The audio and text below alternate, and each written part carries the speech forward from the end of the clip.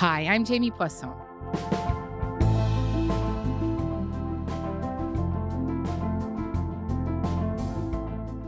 Justin Trudeau is facing an unprecedented moment in his political life. He's up against a hostile and popular opposition party, way ahead in the polls and clamoring for an election. Just 15% of Canadians think Trudeau and the Liberals deserve to be re-elected. That's according to Abacus data polling that was released last week. Let me say that again, 15%. And on Wednesday, over a 3.5-hour caucus meeting, he was presented with a letter signed by 24 Liberal MPs asking him to step down by the end of the month. Let's get right into it here. Stephen Marr is with me. Stephen is a longtime federal politics reporter. He is also the author of The Prince, The Turbulent Reign of Justin Trudeau.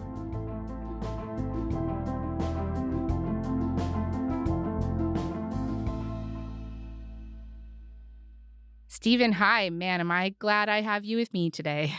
Well, I'm going to be able to explain everything very clearly. So, Okay, let's try to start by talking about what actually happened today in this caucus meeting. Lots of chatter leading up to this, but after the MPs and Trudeau actually walked into the meeting, what do we know about what happened, with the caveat that, of course, it was closed doors, so we might not know everything. no, we don't. We definitely don't know everything, but and I'm relying on second and third hand whispers and gossip.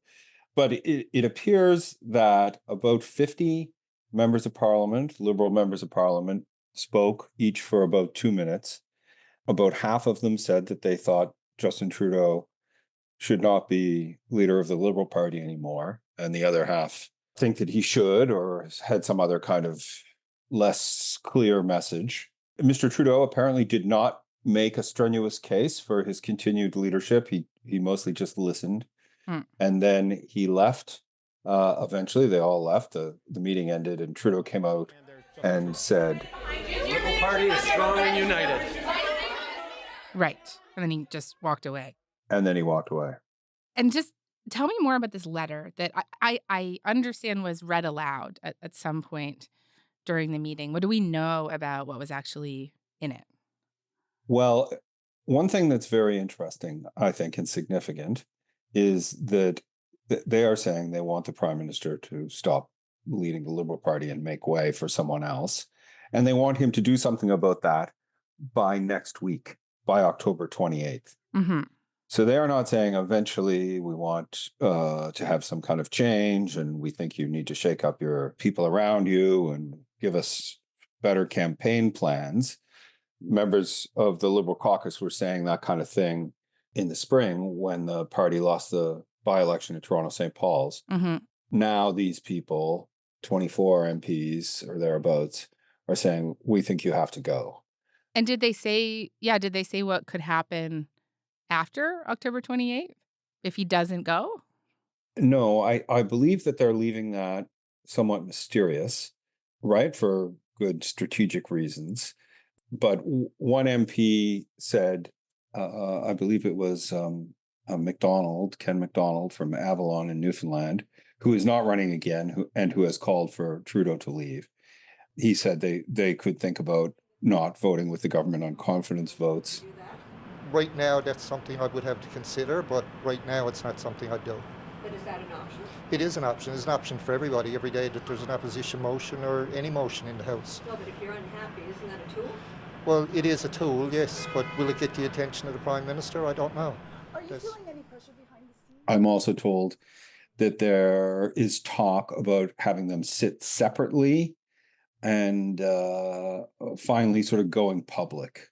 Right. There are processes underway that could lead to grassroots appeals for Mr. Trudeau to go from executives and riding associations and that kind of thing. So it appears that there is a secret plan to keep up the pressure. 24, the fact that 24 signed it, is that a lot? There are 153 members of Parliament. There are 38 members of cabinet. There are 38 parliamentary secretaries and about 24 committee chairs and a handful of House officers, something like that.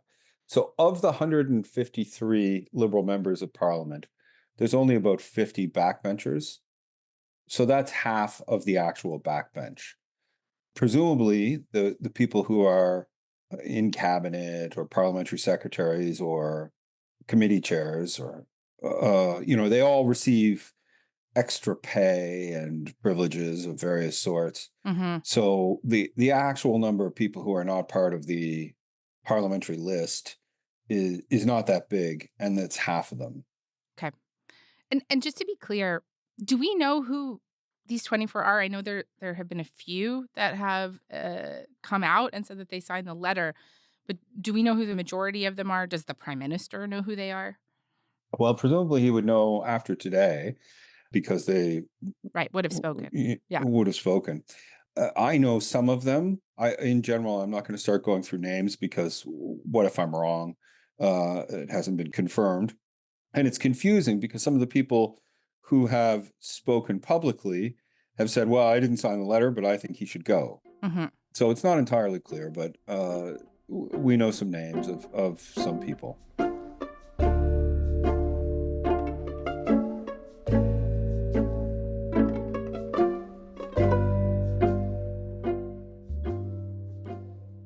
You said that the way you had heard about what happened in the meeting today was that there was a sort of 50-50 split from the people who spoke.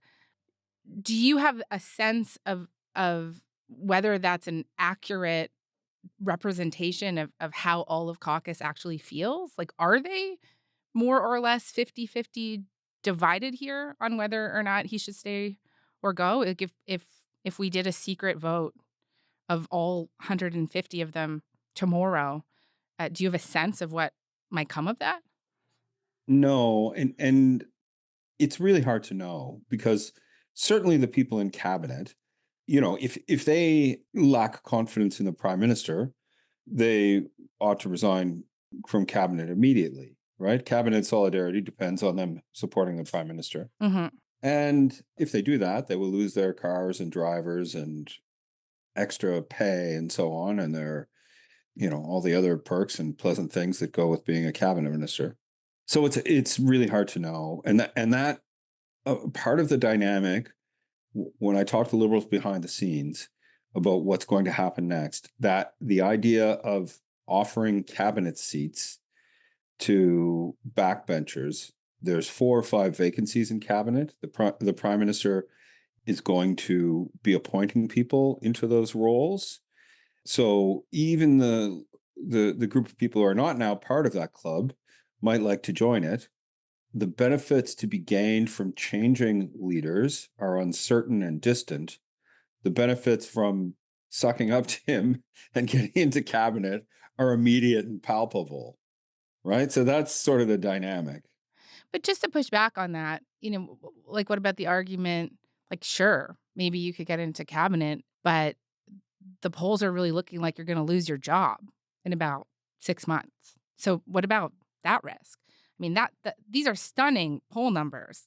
15% of people think that Trudeau and the Liberals deserve to be reelected in this country. So what about that risk? Yeah, no, it seems fairly serious. I talked to someone an hour ago who was out door knocking in Nova Scotia for the provincial Liberals.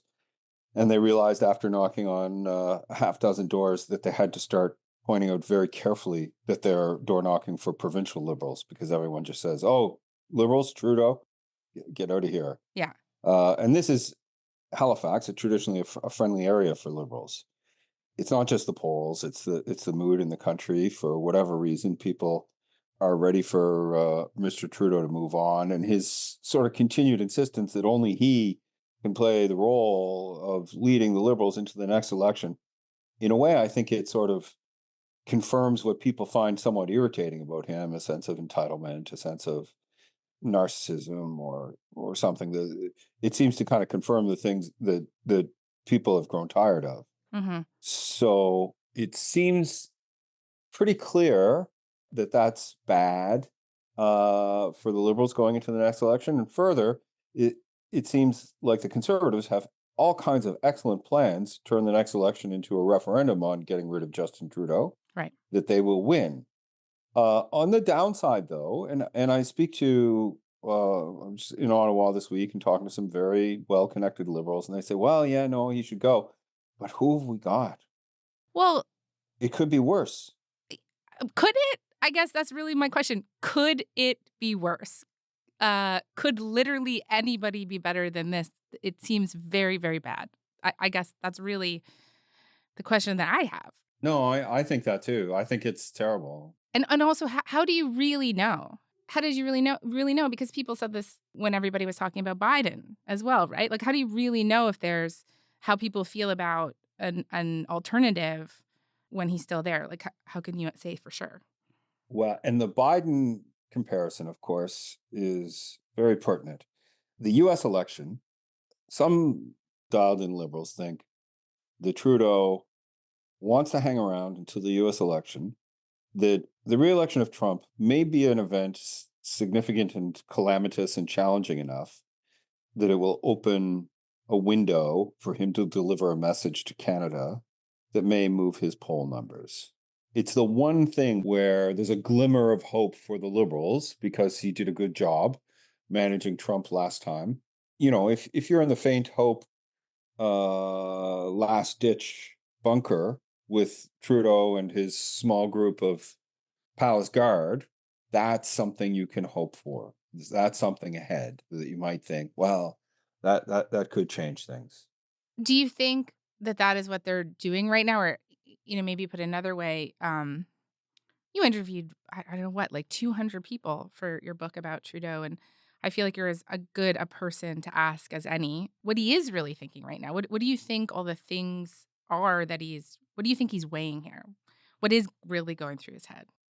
Well, one of the things I learned from interviewing more than 200 people and researching him is that he's very, very hard to read.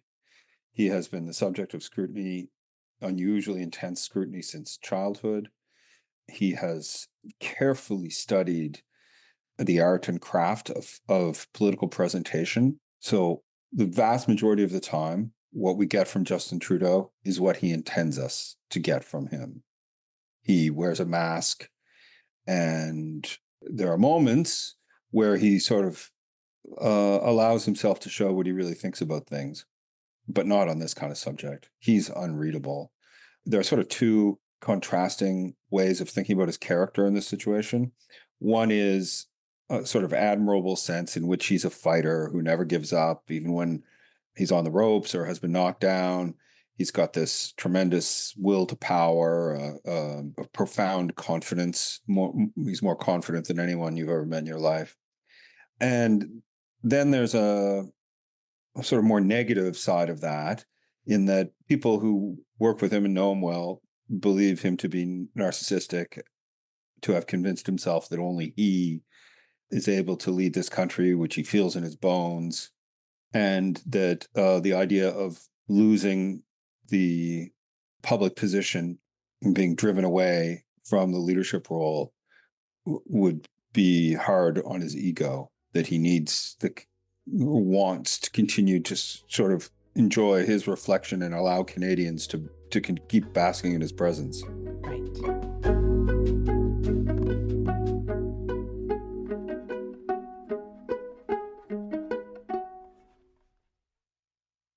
Who around him would have his ear right now? Like, who is his inner circle? And, like, do we have any sense of where they are on this? Well, the chief of staff, Katie Telford, who's been with him since 2012, 2013, when he decided to run for the leadership, Brian Cloud, deputy chief of staff, and Ben Chin. So these are the people that, Liberals say to me, nobody thinks he should be prime minister anymore, except for Katie, Ben, and Brian. There's obviously more people than that who are paid to watch his back and strong arm caucus members, but that's the core group there. In cabinet, the key people would be Mark Miller and Dominic LeBlanc, Chrystia Freeland. I am so convinced that what's happening, the good news on inflation, The good news on interest rates is overwhelmingly the important thing for Canada and Canadians. Mark Miller went out yesterday and said Any minute spent on this garbage is a minute that's not spent on Pierre Poilievre and what he wants to do to this country, and I think that's very dangerous. I think they had to send the signal, or they felt they had to send a signal that they were going into that caucus meeting to fight for his leadership. He was criticized during the caucus meeting for using that kind of language, and he was much more conciliatory afterwards. You know, I am quite proud of my colleagues, whether I agree with them or not, because they were frank, they were honest, and they spoke with their hearts. What did that tell you?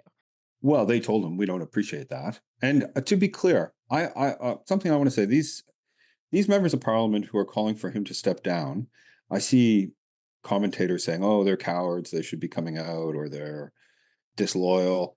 Their job is to represent the views of their constituents. Their constituents are making it very plain that they've had enough of Justin Trudeau.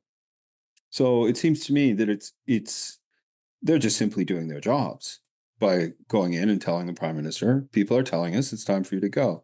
I think it's useful to think about the Sean Casey, who is the most recent caucus member to speak out publicly. And people have had enough. They've tuned him out, and they want him to go. I can't tell you the number of people that have said to me, Sean, I'm afraid of Poilievre. I want to vote for you, but I can't. It's a longtime MP for Charlottetown in Prince Edward Island, a lawyer, a businessman. He is facing a competitor there, a guy named Doug Curry, who's a former Liberal provincial cabinet minister who's running for the Tories. He's a high-profile, good candidate. He's campaigned there with Pierre Poilievre. By coming out as he did, Sean Casey, and saying he thinks Trudeau should go, he is making it more difficult for himself to win that riding if Trudeau doesn't go. Mm-hmm. So the kind of calculations that these people are making, it's easy to say they should be braver or more aggressive or more loyal, but they're in a tough position, in my opinion.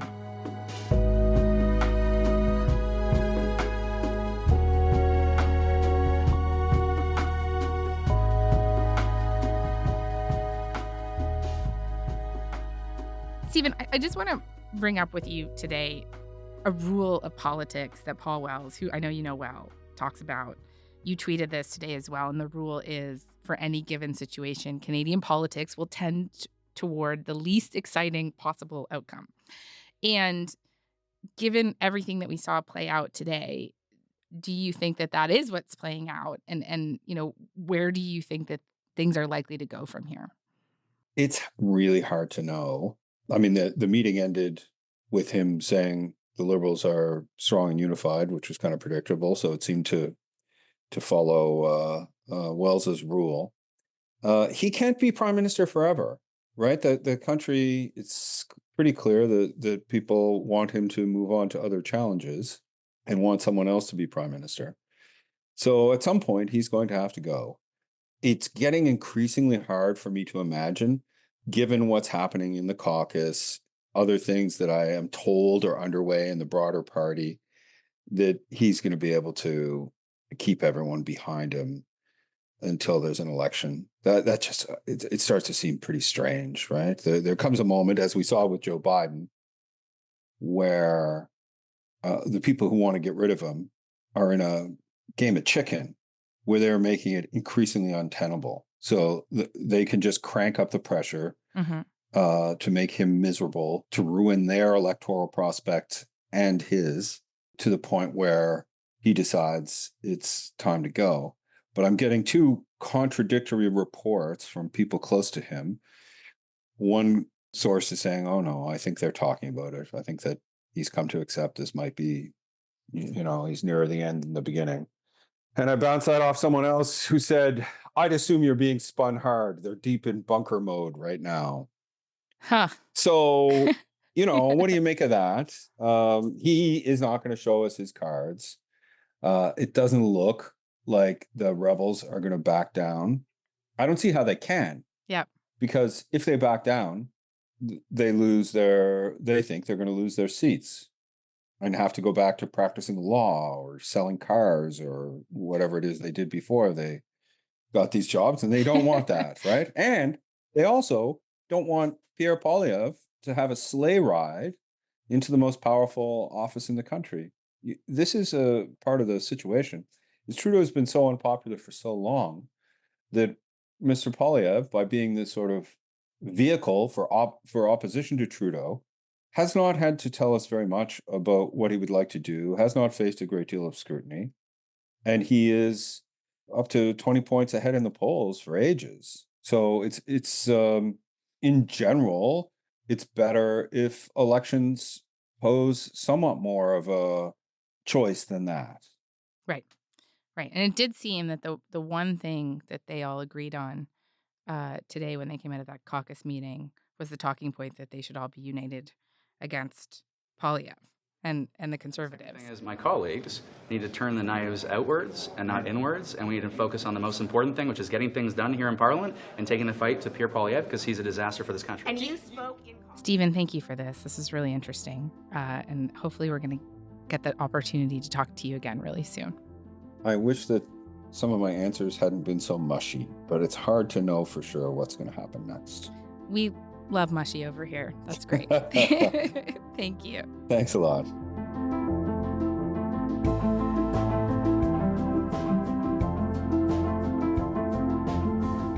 All right. That's all for today. I'm Jamie Poisson. Thanks so much for listening. Talk to you tomorrow.